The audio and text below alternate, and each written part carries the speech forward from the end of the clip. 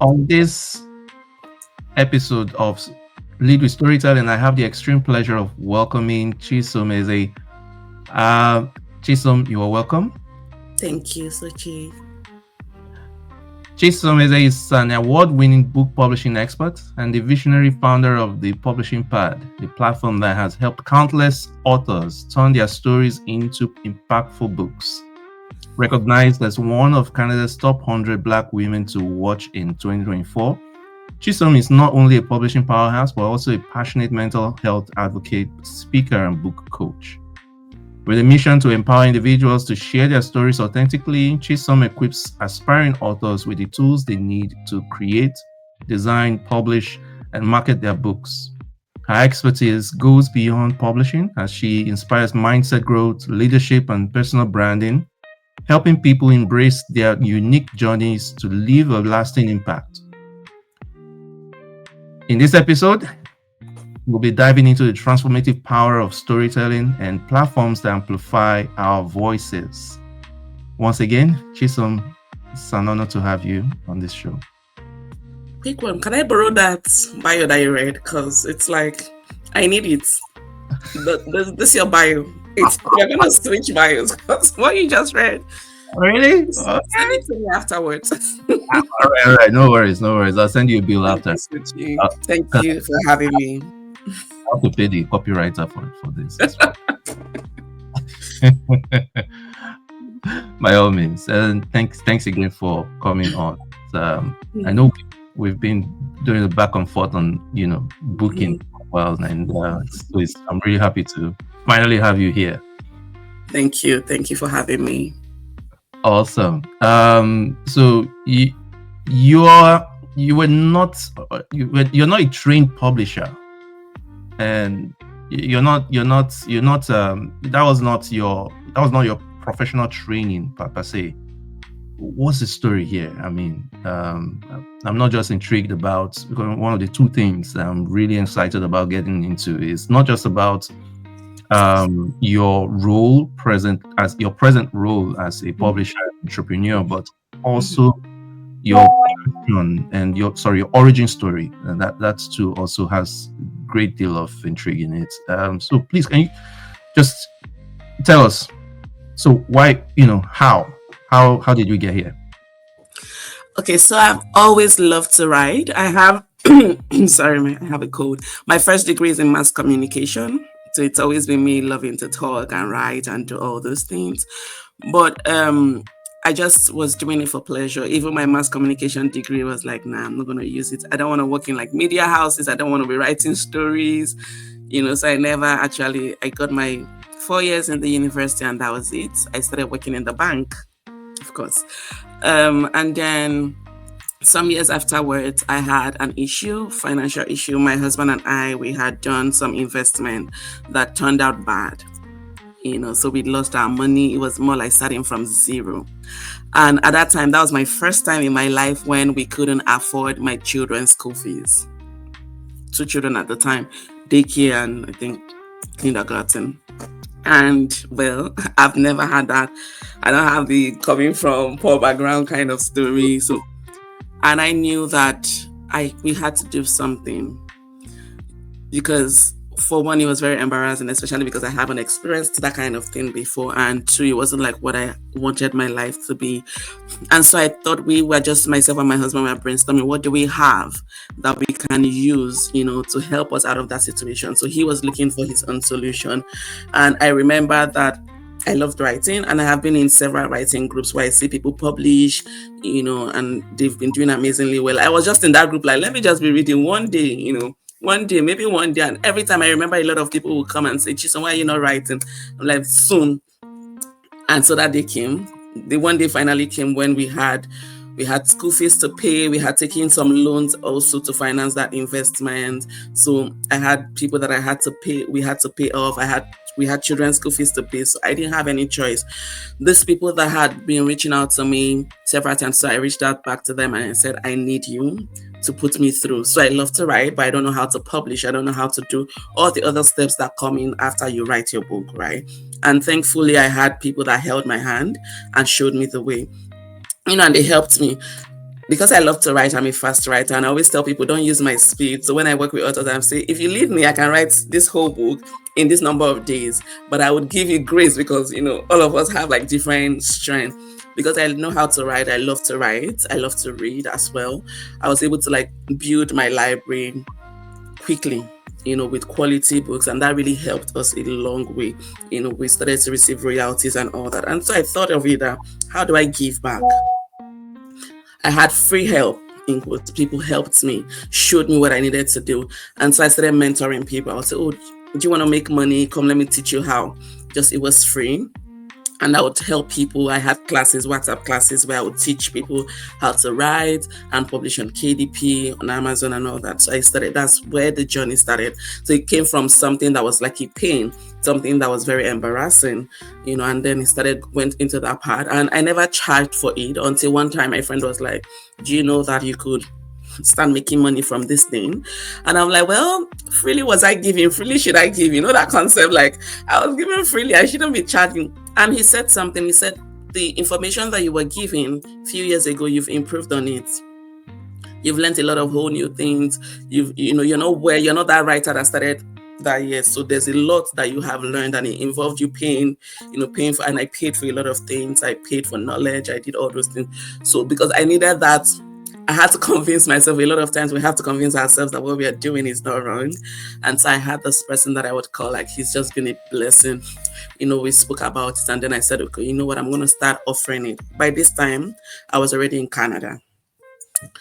And so I started offering on Upwork.com. I started offering it as a freelancing site. This guy held my hand. When somebody chats you every morning and says, have you created your Upwork account? I'm like, nah, you're stressing me, leave me. And every day he will message. When I see his message, I'm like, until I finally created my account because of him. And I just started from one, just editing the book. And from there, I kept having clients that asked about, oh, can you also format it? Can you also cover design, like design the cover? Can you do this and that? And that's where I said, you know what, I can bring a one-stop shop to people. So instead of having one editor do this here, another person do that here, I can be that thing to everybody. I can be that to my clients, where they just give me their book and they are rest assured that they can get the quality they need, the support they need, and the speed that they need. And so that's how the publishing part started. The funny story is, when I was in the process of getting my names, I sent a service to all the clients I was working with at the time. I'm like, you guys, you pushed me. So I had a lot of clients that said, you should register your company. I have really been very fortunate with the clients that have come my way. They've really supported me in a lot of ways. Many of them would say, I need you. You should put your face out there. They pushed me to put my face out there, because when I started, I just used to do an Upwork. I would just go on Upwork, get the job I need, and just silently go back. So it was like living two lives. Nobody knew that I was doing book publishing on the side, because Upwork was kind of enough. It gave me enough jobs. So once I get the job, I was very quiet. I'm sure like you would agree that you only started hearing about me and book publishing like November last year. Meanwhile, I've been on this since 2022, and a lot of times they say, we're not seeing you on Instagram, we're not seeing you, I'm not talking about, I'm like, I'm okay, like in this part of it. But I knew that I was just afraid. I had a lot of questions in my mind, like, will people want to give me a job? Because I know how I started on Upwork. It wasn't really very easy. I had a lot of no's. I had people say, oh, where are you from? And then they're like, we can't work with you because you're from this place. So those are all the things that really kind of like prevented me. And I wasn't really acknowledging it to myself, that this is why I don't want to go public, in quote, with that. But yes, the publishing part started in 2020. It was officially registered 2023, March last year. And this year we got it incorporated. The goal is to just be that one-stop shop that supports our authors, where they can just give us their book, the draft, and we will run with it until the book goes live. So we just want to give them that ease of knowing. And if you look through our reviews, you'll see that that's what a lot of people would say. The fact that we take them from point A to Z, we manage the whole process. The teams that I work with are thoroughly vetted. They come with very good experiences. They're very passionate about it. When you have a dream and you're fortunate to get a team that is able to support you fully in running that dream. So I could even chat and say, what do you think about this book title? Is it just me being perfect, or do you think that this book title needs to be shaped? We do all those conversations, and it's been a great journey. We've been able to serve over 100 authors, and it's really been very, very humbling.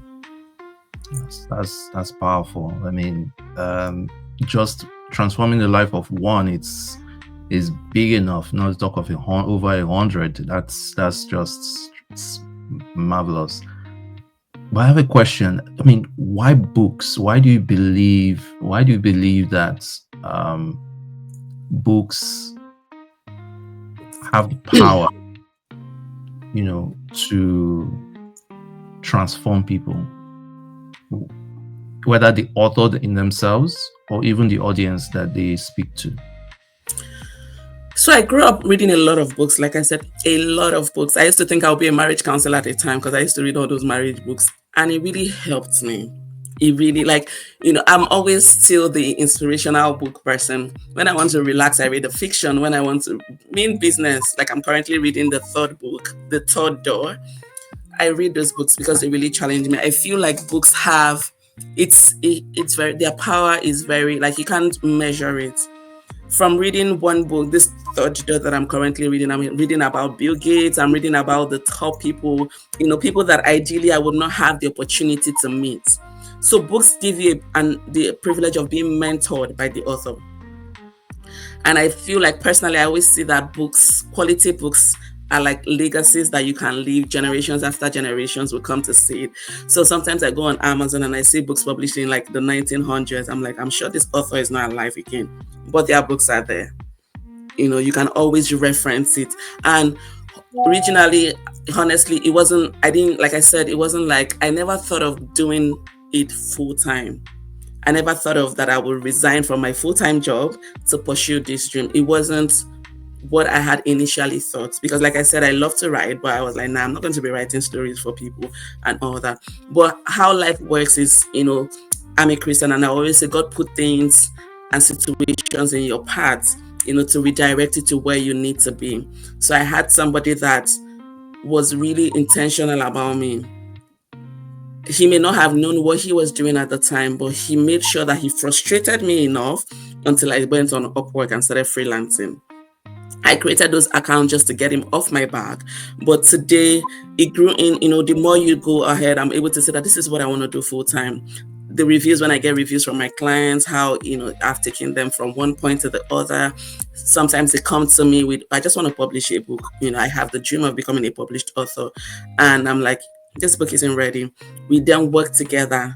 That feeling of telling them that you have more in you. So I'm able to not only work with their books, I'm also able to inspire them to dream more. And I don't take that for granted. The fact that they're able to listen to me is, usually I would say, do you want me to be honest with you? Do you want me to give you this support? If not, I can't work the other way. So I may not be the right fit for you. If you want me to work, I like to tell you that this book is not ready. We can do more than this. You have a lot in you to tell, but you're leaving your readers hanging. And so we work together to get the book from the point where it was when it came to me to the point where the reader will appreciate the values and the lessons in the book, and the feedback. So I've had clients text me when they receive their books and they're crying. They're like, oh, Chisom, I'm a published author. You don't know how much this means to me. Those things are what I get, and which is why I could resign from a full-time position to build the publishing part, because I remember this reviews, this feedbacks, and I tell myself that you're doing something great. You're birthing lives, you're birthing visions, you're creating legacies for people. So yes, that's why I'm here. Can you tell me one story from a transformation story from one of your authors that you've worked with that stands out to you? Oh, I love to tell of Rachel's story because it's been so. After we worked on Rachel's book and we published it, Rachel got a deal with Beyonce. What? And when she messaged me and she's like, Chisom, we need to talk. And when I got her, she said Beyonce, I'm like, hold on. What? No. Really? Yeah. So she owns a staffing organization, and this book was a way of her sharing her experience, how she went from paid employment. And that book also helped me a lot because it also guided me from leaving paid employment to business. She shared that journey and she talked about her business, what she does. And after everything else, she got this deal with Beyonce. And it's huge. She's currently still on that deal. And it's one of the, I'm very happy that she permitted me to work with her. So again, if you see her review, she will say she said how she just wanted to just publish a book. She has it on her review. She wanted to publish an ebook, and she came to Chisom, and Chisom says, "Now, this won't work. We need to do something better." And it involved her being vulnerable, which is why I would say respect every author you see there, because it takes a lot of things to share your story. A lot of the things that I had to say, we need to do this, involved her sharing some of her pains, her struggles. But if we want to achieve the goal of this book, which is to inspire, people need to see the other part. People need to see the struggle behind. People need to see what brought you here, really, not the whole silver lining, not all the whole sugar coating. I went from job to this thing. Nah, it's not always that easy. So let your readers see that. So she's one of, and all the other authors I've worked with, their stories has just been very inspiring. They continue to, I see tags on social media when they're sharing their books, and that's because of what we did at the publishing part. If we didn't have good relationships, they won't tag us, they won't mention us even after the book is done and finished. So, yeah. Okay, so people they've heard this story and they're thinking, how if I were if I were to put myself in that place where I can actually make this much impact, or I say as an author, or impact on myself or my family, can you, just so that while the wheels are turning in their heads on how this could possibly work, can you describe to us what does that journey look like? I mean, from creating, designing, publishing, marketing a book like that. Okay, so we all know that the first step is writing, getting yourself to actually write and finish the first draft. So for some people, it takes them 3 years. I've had a book, The Immigrant's Journey. It took the author 40 years to write. Wow. Yes. He wrote the book. We published the book when he was 87. So, yeah. So some people will be 3 years, some people will be 6 months, because we have to realize that writing takes a lot from inside of us. It takes us, especially like the self-helps, the memoirs, even the fiction. A lot of this book takes you to be in a creative space. It takes a lot to go through that process, but it's something that must be done. So when you write your book, and like I tell the authors that I work with, the first draft is not about being perfect. It's not about, making sure that your story, everything checks. No, and I think that's where a lot of people struggle. They read through and they wonder, would anybody like this thing? Is this something that I want to put out? And that self-doubt will always come. But once you're able to move past the first draft, the next step will be to self-edit. You self-edit the manuscript. That means reading through once you're done with the first draft, you're reading through, you're adding some points that you may have missed, removing things that you think are not necessary. You're doing all those changes. And after that, of course, you send it to a professional editor. I always recommend this because there are things that you would think, when you've read the manuscript over and over again, you may not notice an error. And, there's that touch that the professional editor will bring. They've read other books in your genres, they've worked on other books, so they know what your ideal readers are looking for, and they're able to give you that suggestion to do this better or do that better. Again, after that, the editing is done. The next step will be to format and design the interior. That's making sure that it fits to the platform. So if you have to already know what platform that you're publishing on. Are you publishing on Ingram Spark? Are you publishing on Amazon, on KDP? All those different Kobo books. There are a lot of platforms. So you want to know where you're publishing on and, create your manuscript, format your manuscript for that. You also have the cover design. A lot of times we can, if you're not designing the cover yourself, the publisher that you're working with could start the cover design while you're writing. So that also gives you enough time to start the marketing. I always tell people that as marketing is the meat, is the main thing in writing. So if you've written a good book and nobody knows about the book, nothing would happen, right? And if it's possible, I always recommend that authors start to market from the minute they start thinking about writing the book. That way you're carrying your readers along, you're turning them from followers to fans, people that are really looking forward to your book. And when you have your cover design early, you're able to start using it to do all those pre-launch promotions, coming soon, cover reveal, a lot of things that we could do in the cover, with the cover. So you have your marketing going on as you're going through all those different phases. You have the cover design done. Once it's done, every of your manuscript is ready.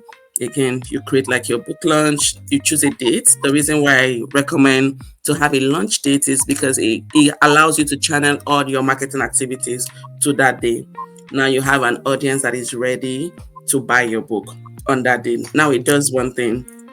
When you publish your book on Amazon, and Amazon notices like tractions on the launch date on a certain week, they now begin to take your book and begin to distribute to other shoppers, people that don't know you, because they see people are buying this book. You're telling the algorithm that this is a book that people want.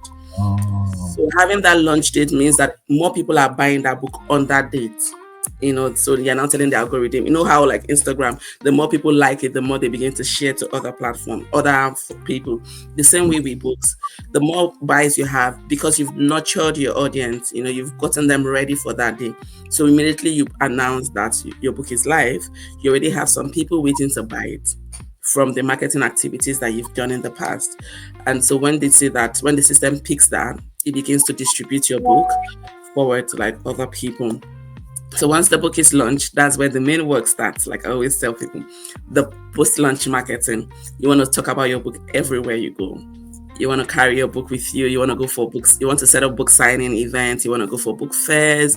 You want to go for on podcasts and talk about your book. You want to be on social media. You want to use maybe the run Amazon ads, social media ads, all those things. But that marketing is where a lot of people struggle. But it's the myth. So you've published a book, a great book. If it's not visible, nobody will buy the book.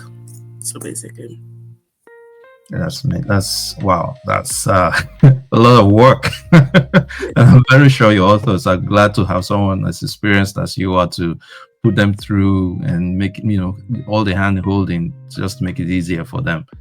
But I also recognize that books, ebooks, or even hard copy, they actually over time they've kind of galvanized into a very significant tool for thought leadership and thought leadership. But beyond that, as also a tool for personal leadership and career growth. mm-hmm. I have a question. So, how do you have any tips for aligning storytelling with personal leadership or career growth? Yes. So the thing is, when you're writing a book, you want to know what outcome are you looking to get from that book. What's your desired result? So people are not just writing, oh, I just want to become a published author. That is good. Are you hoping to use that as a calling card? A lot of people, a lot of like the self-helps are writing a book so that they can use it to say, I wrote this book, I'm an authority in this niche, and they can do that. And for like different, I think storytelling is very important. Like in self-help books, for instance, people want to read like you're talking to them, because storytelling helps people to connect with you. Exactly. They help people to know you. So, when I first started social media, someone said, you're writing on social media like you're writing a book. I'm like, oh my God, social media, you guys will not kill me. That was the feedback I got. And I had to start working to like relearn and unlearn, remove my book writing person because the audiences are different. Somebody is taking a book because they want to read something in depth. So, you can go on and on and on. But somebody that comes on social media is just looking for a quick bit. Tell me a story that relates to me, so I can see why I should follow you. And then they move, right? So I had to now channel myself, move back from that part where I'm writing like I'm writing a book to storytelling. Now, what storytelling does is it helps your readers to connect with you. They feel this person understands. This person has been there. This person knows what it feels like. And it's the same thing even in books. If you identify the theme of your book and your journey, you now want to use storytelling to help your readers also connect. So if you're giving me a self-help book, that tells me how to go from point A to Z. What I'm looking for there is storytelling. You were there before. This is where you are now. This is what you did. Right. So I'm reading, I'm like, oh yes, she gets it. He gets it. They get what I'm talking about. This is what I want to do. Now this book, this person is the right person to help me. Because it goes beyond the book.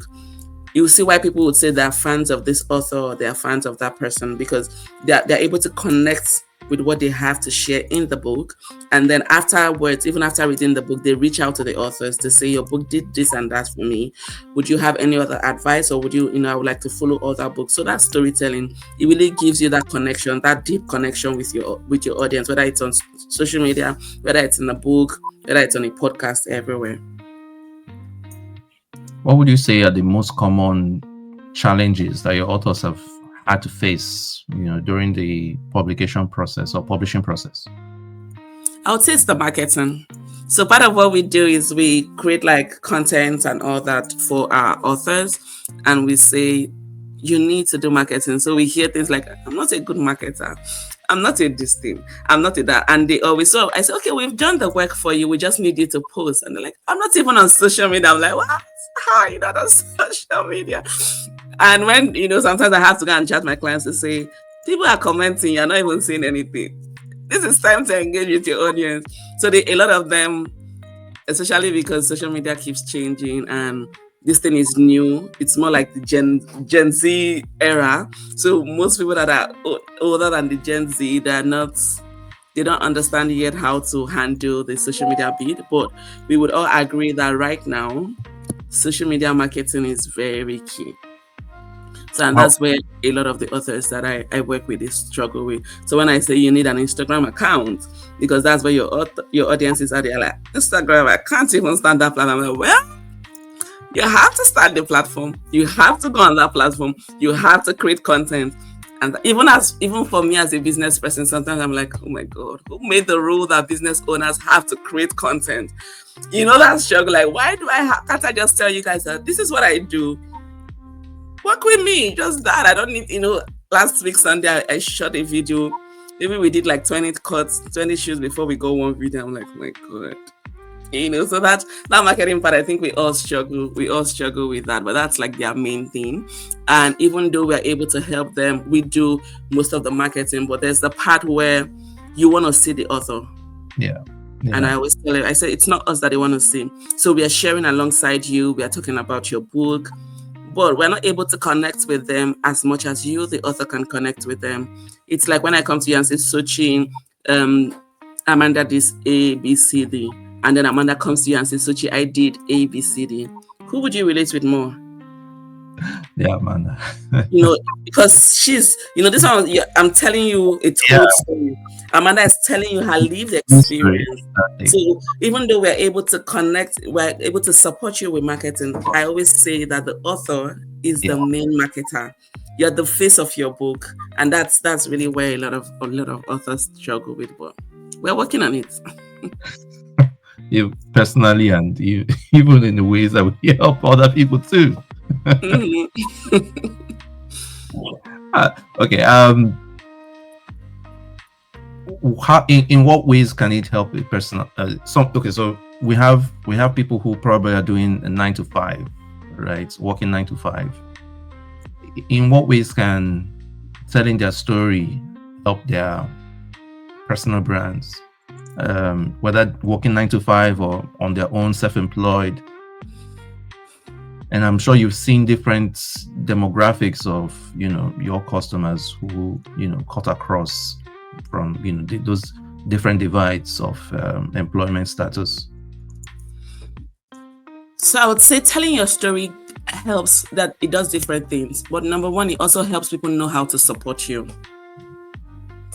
That is very key. So when I say Rachel got a deal with Beyonce, it was because she told her story. She had a business, but you can imagine when you have a deal from this big known person, imagine what it would have done for her business. Imagine how far it has taken her business to. So now she has put out her story and people know, oh, this company exists. This person does this. How can I use her service to get what I want? So it helps you, it helps people, I always say it helps people know how to support you. It also helps to establish you as an authority in that field. So when people read your book and they are looking for, and there's a speaking opportunity, like especially for like people that are looking to build their speaking career, for instance, they know this person is a right fit. I want to bring them in to talk to my audience. So writing book doesn't just, from in most cases, it doesn't just end once the book is published. So with the right awareness, it can bring a whole lot of other things for the author. It can bring paid speaking opportunities. It can bring new contracts. It can bring new clients to you. It can bring people coming to you to help them one way or the other. Which is why books are very powerful, because even after you've written the book, it keeps serving. It keeps doing more things, that thing that you've intended for, and it keeps opening ways for you. And a lot of people now, when you hear they're a published author, there's that respect, that reference that they get, because it takes a lot to be a published author. So you also get that respect. So when you tell your story through books, or through any channel that you do, for me, storytelling has opened more doors for me than I can even imagine. Like I said, between November 2022 that I started on Upwork to November 2023, between January 2022 and November 2023, I wasn't doing anything. I wasn't showing up. I wasn't telling any story. I would just go on Upwork, get my job, and go. In November 2023, I decided that things has to change. It was my personal decision, and I knew that I needed to start showing up. I needed to start telling my story, because it's my story to tell. And since then, I've had paid speaking engagement. I have people say, come and tell me, come speak to our audience. Would you like to be a keynote speaker? Things change when you tell your story. Each time you tell your story, you're building an audience. I've had clients now who goes back to my post as far back as November 2023. And they say, that's what I want. And I wonder, what if I didn't tell that story? That's the one they saw. Yeah. That's the one they saw before they even see like the recent one. So you don't know which one would lead you to where you want to go to. It's very important that you use all the channels available to tell your story, because it could lead you to a higher position. So I'm really very, very passionate about encouraging people to tell their stories, because each time I've had like opportunities to speak, and I talk about storytelling, and I talk about how far it has brought me through the help of God, people are always, so I was speaking to a group last week, and somebody messaged me yesterday, and she says that session was for me. And she said, like, how can you help me? So now I'm not just, your storytelling is not just for you, it's inspiring somebody else. So now she's like, I've been delaying, I've not had the courage to do this, but when I at least heard you speak, I knew that you were speaking to me. And I've had that a lot of times in all the different speaking engagement. I've had someone say, I'm glad that I stayed back for your session, because what you said is what I needed to hear. So it's, apart from it being for you, apart from it bringing you good things, you also, some people need to hear you to move. Some people need to read you to move on to the next level that the universe or God has created for them. So it's really very powerful to tell your stories.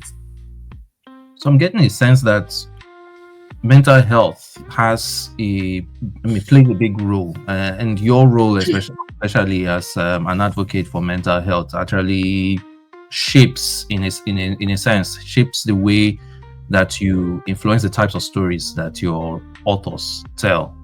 And I would like to just speak on the value of vulnerability, and how you balance that, element of vulnerability, such that it's not unnerving or it's not traumatic while people tell their stories, and eventually enables them to tell authentic stories. When it comes to vulnerability, I always recommend that we're all vulnerable. However, I like to do it at your pace, to the amount that you're willing to disclose. So we currently just got signed on a new author, and he's talking about his brother's death. And I know, all the lessons and all that. And I know that took a lot of, when you read the book, it's a lot of vulnerability. But when we are vulnerable, it also it helps other people. But we don't want to do it at a pace that would crash us. So I would always say, like, if you write, or you're, being vulnerable, and you get to a point where you can't continue, just take a break and just walk around, and give yourself that grace to stop. So even though I try to, inspire and motivate my authors and the people that I work with to be vulnerable, I always recommend that. But I also state that because I have been diagnosed with mental depression. I was diagnosed with depression in May 2024 this year. So I know what it feels like to have like mental health struggles. And the irony is, I was a keynote speaker at a mental health conference in March. And I knew that I was struggling, and I shared that with the audience at that time, but I didn't even know that it was full blown depression, you know. And so I understand where, when I talk, I also talk from the position of I've been there. I know what it feels like. If you don't feel like you're ready for it, which is why it could take me 1 month, it would take you 3 months, it would take you 6 months. And even though my work is to guide you, to make sure that we have a completed manuscript, I also work, I'm not just interested in your book, I'm also interested in you as a person. How far you're able to go, how far is enough. I don't want to get to that place where you fall back into whatever, you're coming from. So vulnerability is very good. I really, really, because it tells your readers that you're a human, you have your struggles. A lot of times we, especially as business people, we share the good part. Oh, I did this. Oh, I won an award. Oh, the publishing part was nominated. What I didn't tell you is that I had to do 66 proposals before I even got one client to give me a chance. That's me being vulnerable. What I didn't tell you is that there was a day that I worked overtime, and then it wasn't what the client wanted. So I had lost time, I had lost money. And that's what I am also trying to practice. So now I'm in my storytelling, I tell the good and the bad, because I want you to know that I'm a human. I make mistakes, and that way it helps your readers to connect with you. It helps them know that this person is not just the author. This person is a human being that has the same feelings, because these days we see that people are very mean and very harsh with their words. They're not giving others grace because they don't know the struggles that people are facing. And sometimes I think that it's because, have you seen those social media posts where they say, oh, I did not know, let me go and delete the post that the comment I made on the other one. I don't know if you've seen that. Well, I didn't know that they were going through this, Yes. because, oh, let me go and delete. I read it a lot, I'm like, it's sad, Without but that's the reality.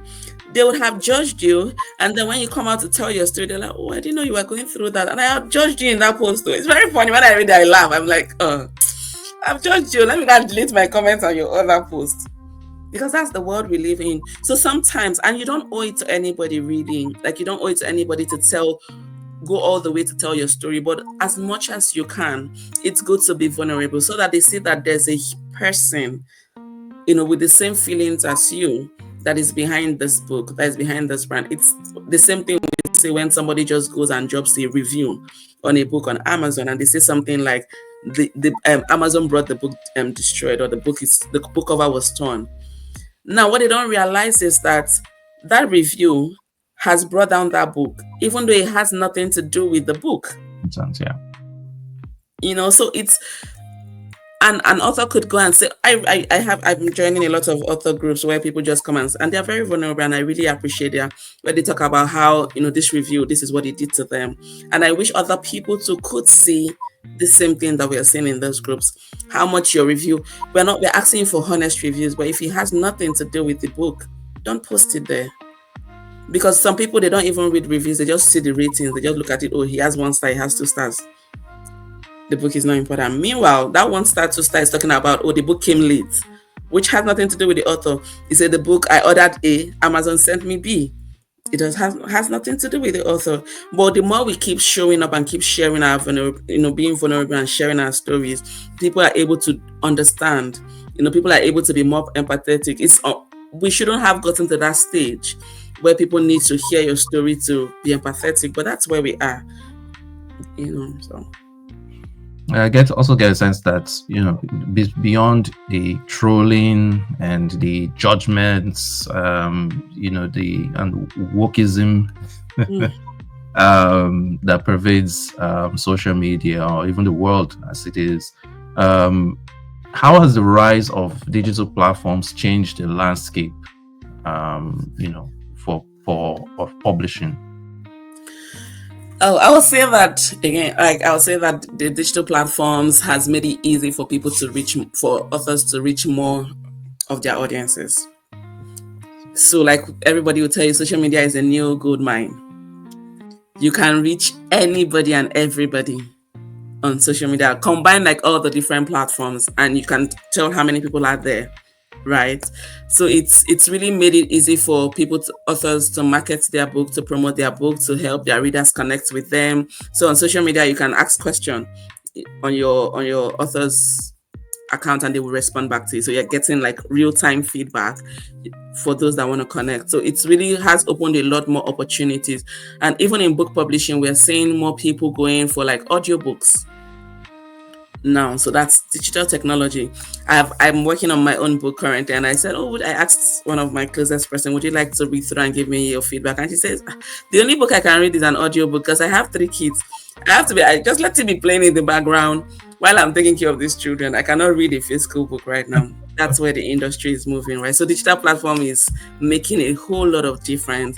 People don't have the time again to. We'll still have the audiences that have the physical books as well, which is why I always recommend to my authors that we want to have the book on all in all versions. So the ebook, the paperback, the hardback, even audiobooks, because you don't know what your readers prefer. Even though they love your book, if it's not available in the version that they want, you're missing out on one reader, right? So yes, digital platform is making a whole lot of progress, and it's also now becoming very cheap to advertise. So it's Oh, saving you advertising costs. All you just need to do is learn how to, and it's an ongoing process, learning how to manage the different platforms. There's also Google Ads. There's a whole lot of things that we have available on the digital platform, and they are all helping the authors. I would say it's to the author's advantage to use those platforms.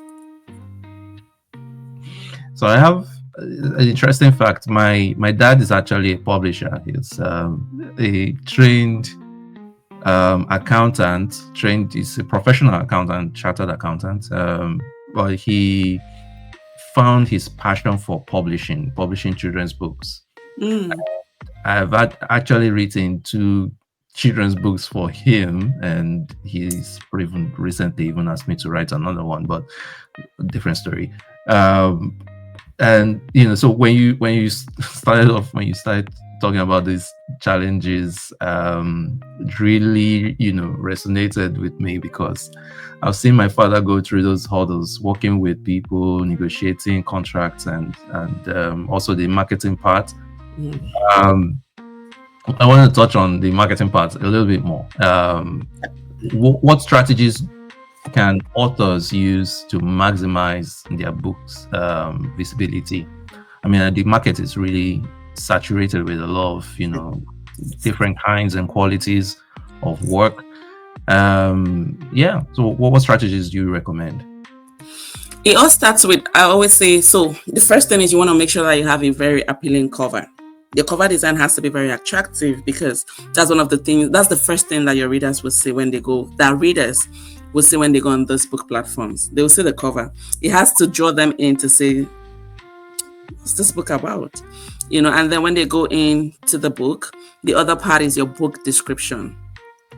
So your book description is the text that, if you go on Amazon, you see like all those blobs that talks about the book, what it can do for you and all that. Again, you want to make sure that you're addressing the pain points of your readers so that they're able to identify if this book is for them or not. The big book description. There's also the keywords, SEOs. On all the platforms, we have keywords, we have categories.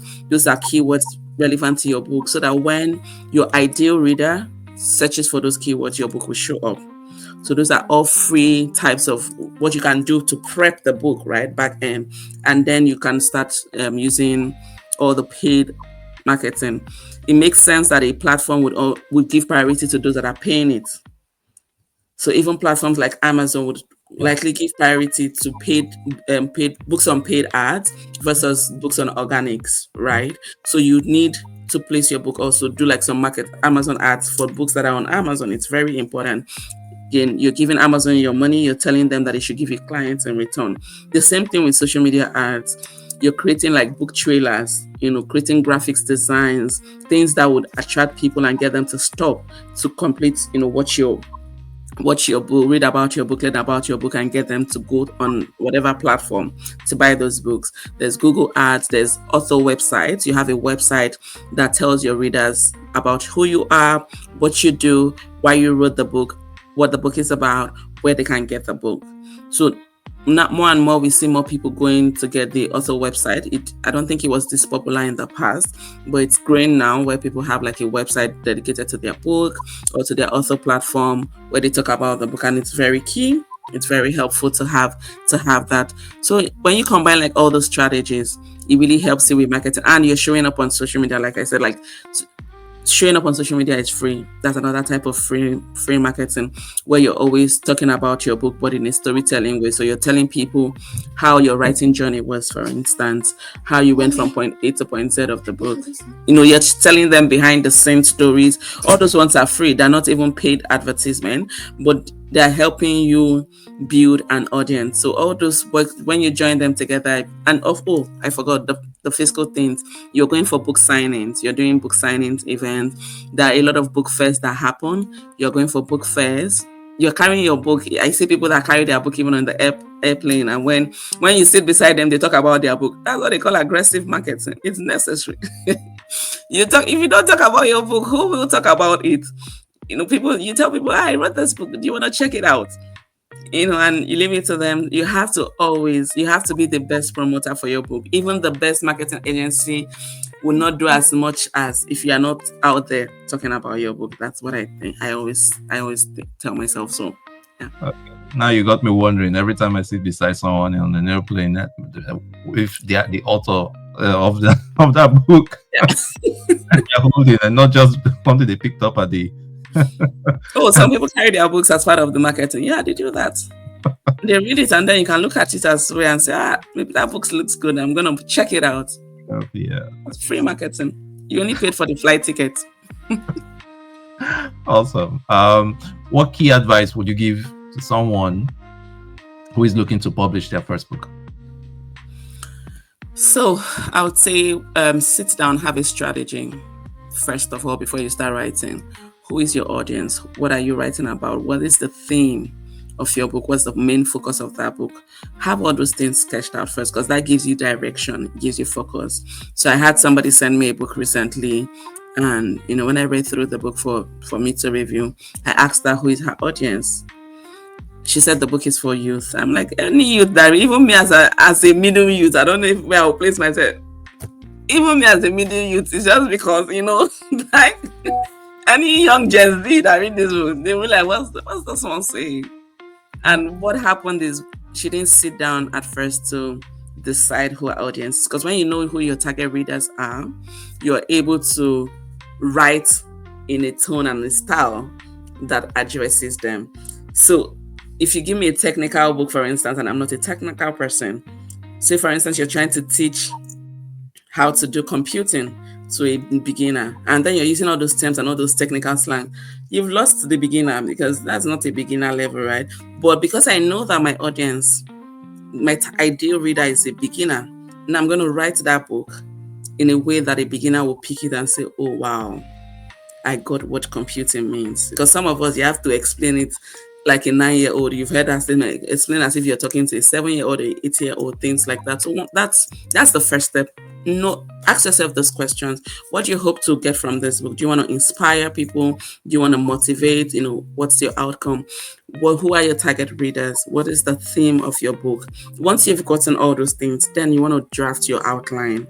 Again, your outline tells you chapter 1 is going to focus on this, chapter 2 is going to focus on this. Again, all the goal is to get directions on how you write your book. You don't want to just start writing without planning first. It's like when you want to build a house, you want to plan, know how many stories you're building, how many rooms and all that. That's the same way with writing. You do the planning first before you go into it. If not, you may need to start from beginning again. And if possible, get like a writing coach who will guide you through.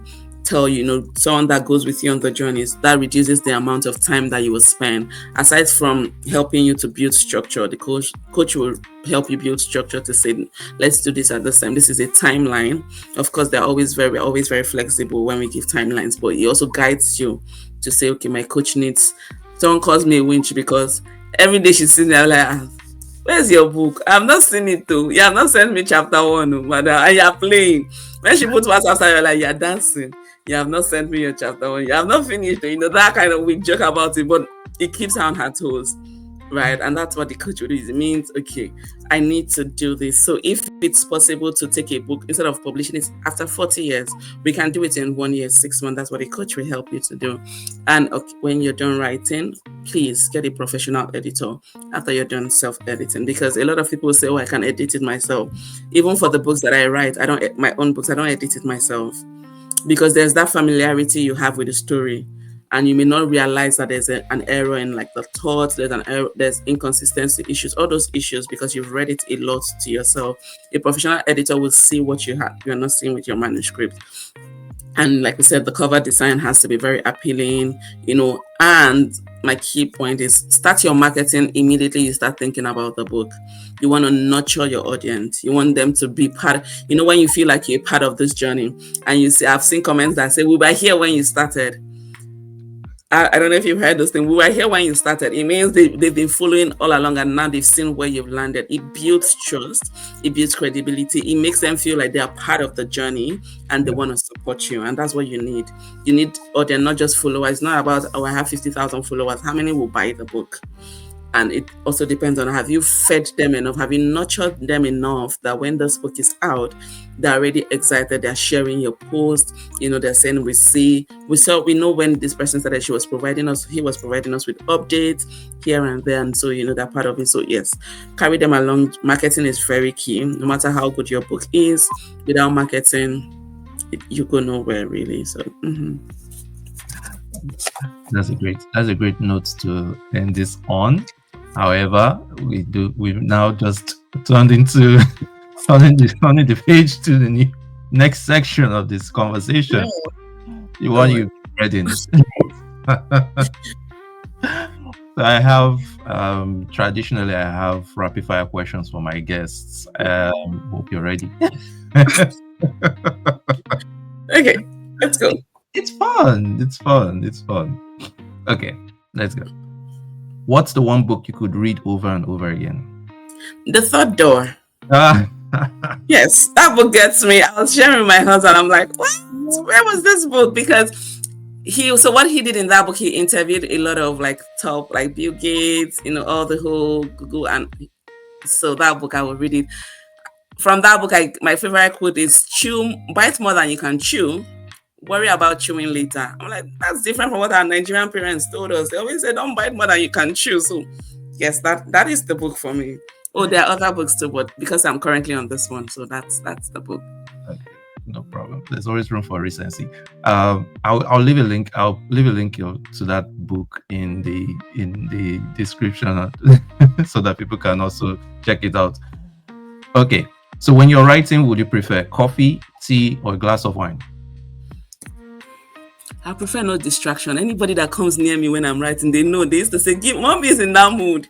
Even my husband say, even when she go, your mommy is in the mood where I'm writing. I don't even want coffee. I don't want tea. I don't want it to come near me. I don't want any distraction, because when I'm in that zone, I'm in the zone. What's your ritual for when you're getting to the zone? So the thing is, I wake up in the morning. Of course, when you have a house of 3 children that opens the door every per minute, I wake up in the morning early. I say my morning prayers and I pick my phone. So what I've realized that I write better when I'm not feeling like I'm writing. So I use my phone to do a lot of the writing, and I just start writing on WhatsApp chat to myself. So I sit on my bed and I write. That's really like what I do. I pray. I start thinking about what I'm doing, put myself in the thinking zone, and I start writing on WhatsApp to myself. And once I'm done, I close my phone, I close the app, I stand up, I go do exercise. By then it's time to get the children ready for school, get them done, do my exercise, play.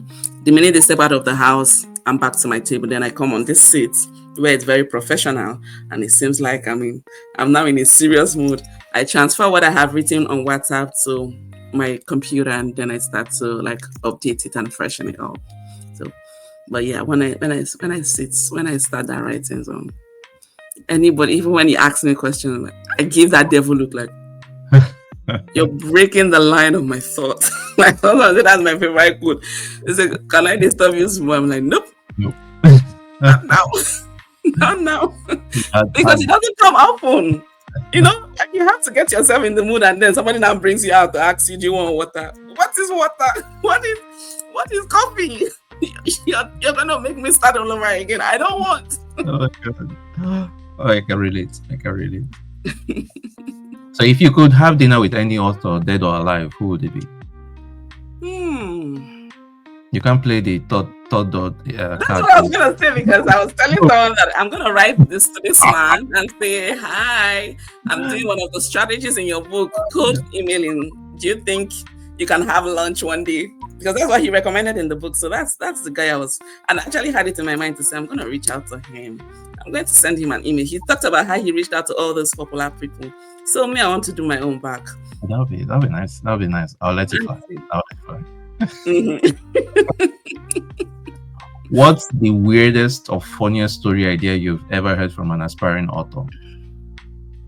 Weirdest. Okay. Can we do pass? Okay. Okay. We can do Oh, that. but when we talk about authors too, just on that question, there are a lot of authors that are like John Maxwell. I'm a big fan of his books and his work. TDJX, like there's a lot of people apart from the third guy. What's her name? I've forgotten. Nora Roberts is also another good author that I really want to meet with. I was just even thinking recently that I'm going to reach out to like practice what I'm learning from the third day and reach out to a lot of these authors to say hi. Do you mind if we have a few minutes chat where you could tell us, how your journey has been to inspire upcoming authors? So that's one of the things I had written down while reading this book. So I have all this list of authors that I really want to reach out to and just hear them speak and kind of like motivate. The goal is to get them to motivate my audiences and the people that I work with and other people that are looking to do the same thing as they are doing or they have done. I think I've had a moment like that. One of the first people that I reached out to when I started these conversations, Richard Tobacco Waller, he's someone I'd been following for a while, read his works, and been following his thoughts on the industry insights, and it was just natural to me to think that this is someone I would really like to hold a conversation with. I wrote to him, and he responded almost immediately. It was like he was just waiting and he was very much happy to. So I hold that episode really in high esteem, and it's yeah. So when you said you have a wish list, when you say you have a wish list, I understand. Yeah. Oh, you just gave me the go ahead. It's like God is saying, "Go ahead, Chisom, do it." So I just wrote on my sheet, "Go ahead." Yes.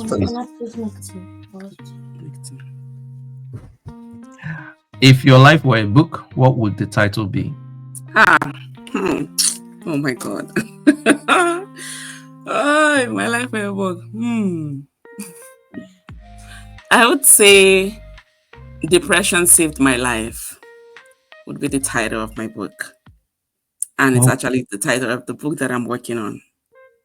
What will the description be like? What would the blog be like? Okay, so the blog will be how, we just keep going on and on and on without stopping to breathe. And then the universe, or in my case, God wants your attention and they put something in front of you that stops you. People like us, we are always on the go. We don't have time to just do like that. You will know what I mean, where you sit for a moment, without feeling guilty that I'm not busy. And that's what being diagnosed with depression did for me. Like I said, since I came into Canada, it was a tough year for me. It was one of the toughest, it was even the toughest season of my life, aside from like childbearing, giving birth, like my pregnancy journey.